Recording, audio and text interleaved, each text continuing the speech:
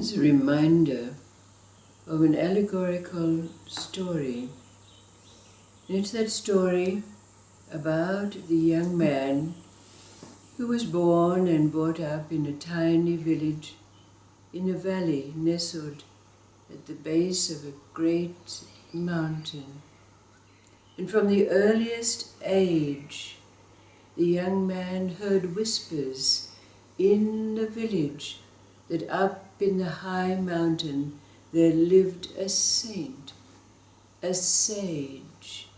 And so from the earliest age, this young man had aspirations that one day he would climb that mountain and meet this saint. So in preparation for that meeting, he studied the ancient books and teachings. He practiced the rituals of the faith of that place. And then there came a day when he knew in his heart of hearts that it was time to make that journey up the mountain to seek what it was that the saint could bring for him. So making the very arduous journey up the rugged, steep slopes of the mountain, he finally came to a ledge. And when he climbed over that ledge, there, sitting on a stone, benign, lotus position, in the front of a great cavernous opening, a cave. So, panting, the young man knelt on his knees in front of the saint and said, "Please, I've come. Will you teach me?" Well, suddenly, the eyes of the saint began to blaze like two ebony fires, and he pointed to the edge of the cliff and said, "Go!" The young man said, but I've studied. I'm ready. Won't you teach me?" "Go," said the saint. "Please, I'll become your faithful servant. I'll obey everything." "Go," said the saint. Staggering to his feet, the young man backed towards the edge of the cliff, tears rolling down his face. And as he turned and made the descent down the mountainside, all he could hear, resonating through him, was the sound of the voice of the saint. "Go!" But a strange thing happened. As he descended that steep mountain, a sense of peace began to rise up within him. And when he came to the bottom of the mountain, he had in his heart a great sense of purpose, a great sense of resolve. And so when he came back to his family home and his family asked him, "Well, what did the saint say?" The young man said, "My master has given me his teaching. Tomorrow I will leave." So the very next morning, taking a small knapsack, a kerchief filled with bread and cheese and a flask of water, he set out on the road, not knowing where it would lead him. He travelled from place to place, roaming far and wide.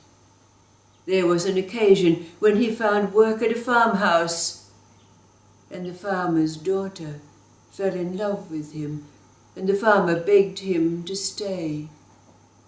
But even though he was tempted by the maiden, his master's voice rang in his ears. Go, go! And so he set out on the road again. He came to a town where he found work assisting a jeweler.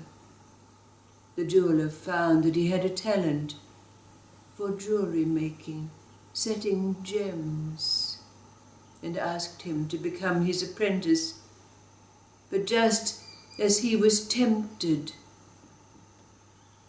to remain, the master's voice resonated through him. Go! And so on the road again.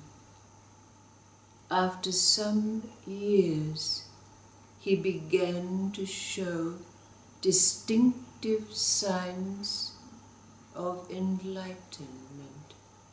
People began to come to him seeking advice, to unload their burdens,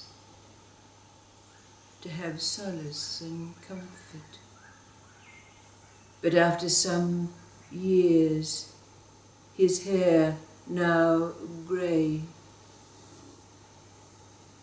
the man decided it was time to return to his home.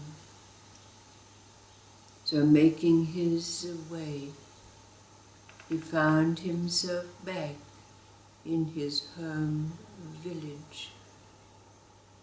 His family house was now dilapidated, the windows broken, the door now in tatters.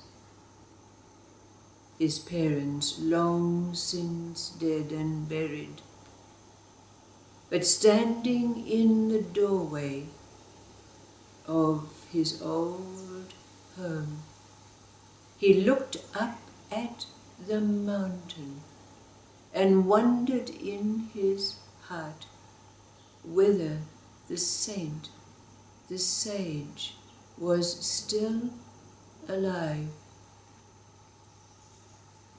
And he made his way up the mountainside, reaching the ledge so well remembered, climbing over. There, sitting in lotus position on the stone at the opening of the great cavern, sat the old sage, his long beard reaching down between his knees, benign, peaceful. As the now mature man approached him, not as before, falling to his knees in supplication, but standing tall, gazing steadfastly at the saint. The saint rose to his feet and taking the hand of the now mature man, he said, "Before I said go, go, go. Now I say come, come, come." And he led the man into the great opening of the cavernous cave that lay behind.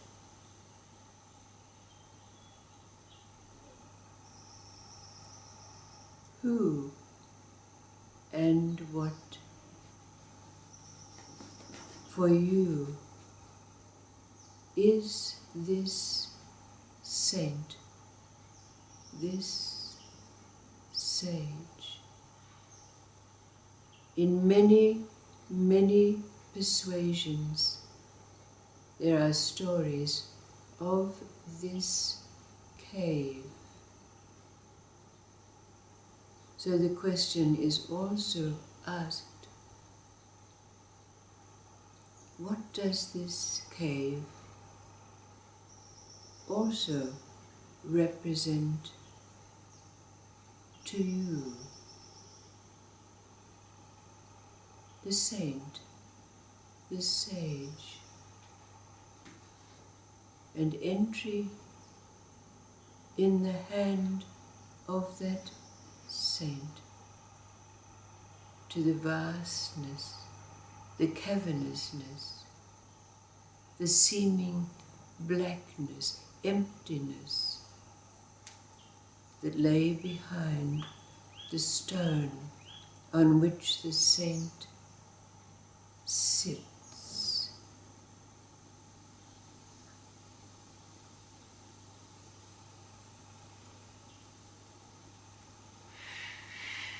Who and what is this saint for us? And what does he lead us to?